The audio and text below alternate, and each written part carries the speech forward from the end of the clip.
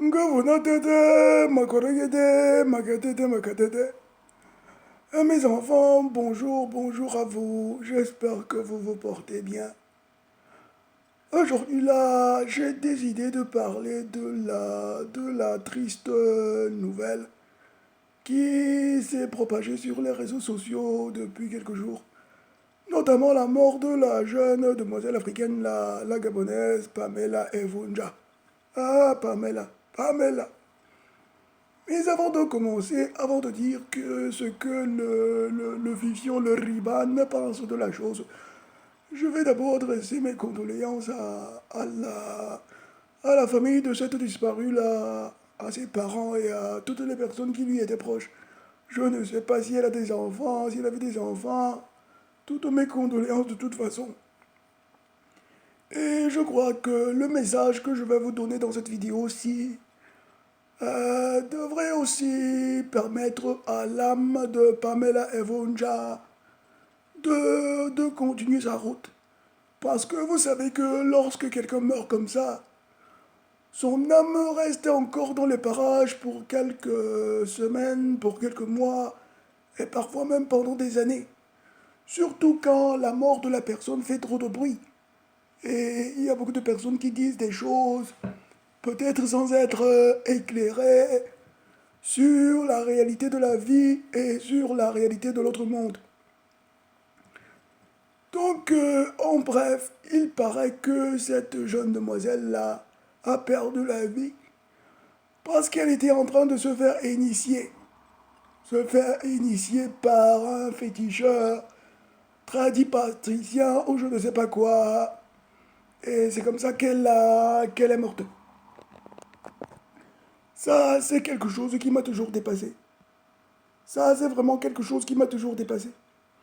Et visiblement, ce n'était pas la première fois qu'elle faisait une telle initiation. Une initiation de quoi? Je ne sais pas. Mais il paraît que, apparemment, c'était pour pouvoir avoir davantage, beaucoup d'argent, beaucoup d'argent, beaucoup d'argent. Ou bien pour attraper un homme blanc. Déjà que, en tant que femme africaine, vous n'êtes même pas censé épouser des hommes blancs. Pour commencer. Mais c'est un autre sujet. Je ne veux pas toucher le sujet là parce que quand je touche ce sujet là, ça me met sur mes nerfs. Et avant de continuer, je dois vous préciser que ce que je vous dis là, c'est au nom de Dieu. Parce que j'ai eu une révélation, j'ai changé complètement ma vie. J'ai décidé de ne plus faire du mal, de travailler maintenant pour le bien.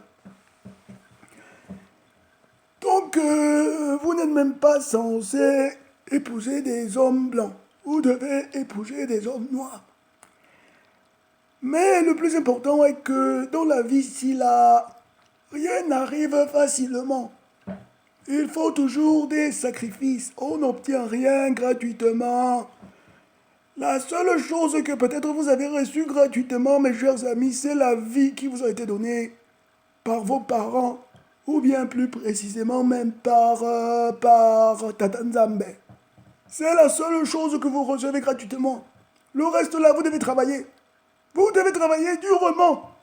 Ne croyez jamais qu'il est comme ça là. Les choses arrivent gratuitement. Même moi, si là, après ma longue carrière de magicien, et je peux vous dire que j'étais un grand travailleur, un sorcier, mais un grand travailleur. Jour et nuit, je travaillais, surtout la nuit, je travaillais.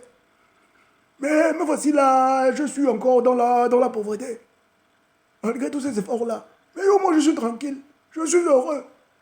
La seule chose qui parfois me fait ne pas être heureux, c'est parce que j'ai quand même fait, je travaillais, mais du mauvais côté. Donc, vous les jeunes là, vous voyez une jeune fille comme ça là, toute belle, toute magnifique, qui perd la vie seulement parce que elle voulait la vie facile. Ça n'existe pas la vie facile, mes chers enfants. Ça n'existe pas. Vous devez travailler. Il y a un chanteur camerounais qui chantait, je ne sais même plus si je me rappelle bien. Il disait que la vraie magie c'est le travail. La vraie magie, c'est le travail. Je ne me rappelle pas comment il s'appelle là, Godefroy. Il chantait que la vraie magie, c'est le travail.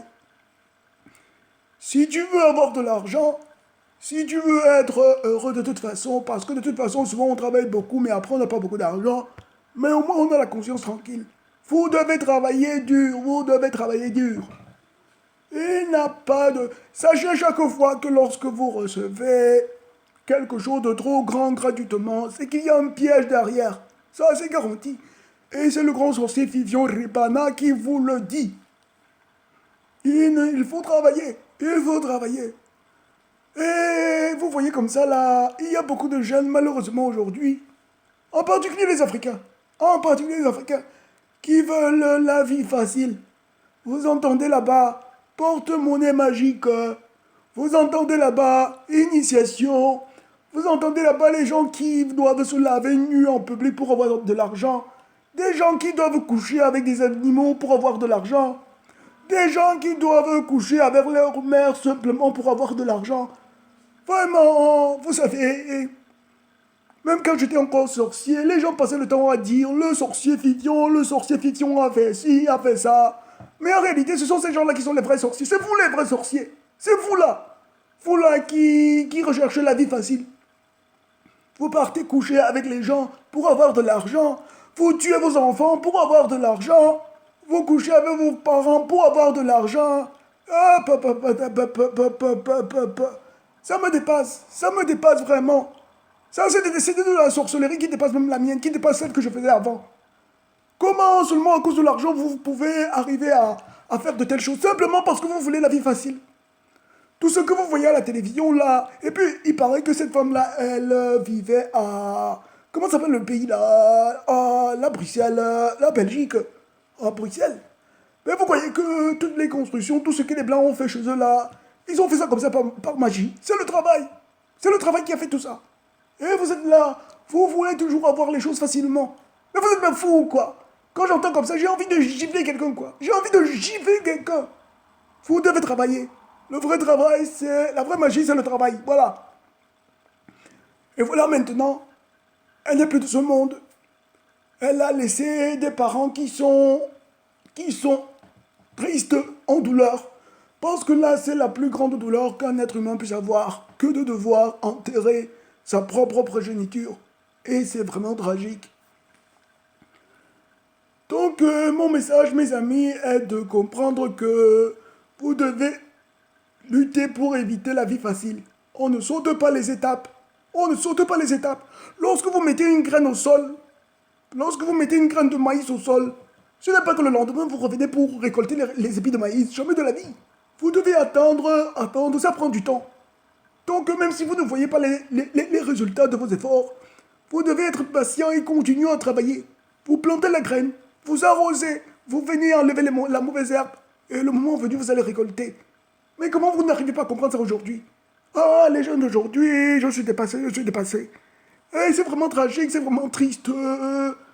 Bref, vous devez comprendre que vous devez éviter ce genre de truc-là. Et un autre avertissement que je voudrais faire, parce que souvent vous pouvez croire que de toute façon, je peux aussi essayer de me faire initier. De toute façon, si je meurs comme Pamela Mvunja, c'est la mort, tout est fini et il ne m'arrivera rien de l'autre côté. Vous vous trompez, parce qu'en ce moment même, comme avant de mourir, elle avait fait un pacte avec les esprits qui devaient l'initier là. Dès qu'elle meurt comme ça, son esprit va être pris en esclavage, va être récupéré par les mauvais esprits là. Et qui vont la mener dans des endroits que vous ne pouvez même pas imaginer. Dans des endroits que vous ne pouvez même pas imaginer et dans une souffrance que vous ne pouvez même pas imaginer.